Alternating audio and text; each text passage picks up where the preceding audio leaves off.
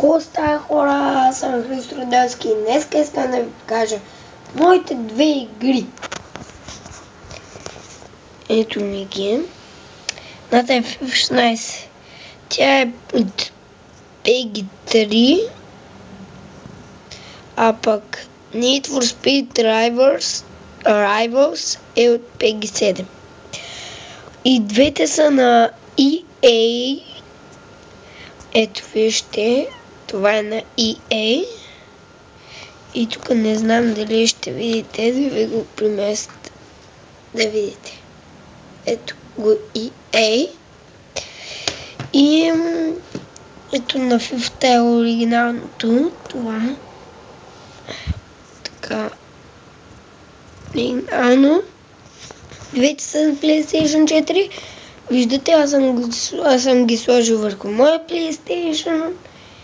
И сега съм отворил менюто си. И това беше от мен. Чао!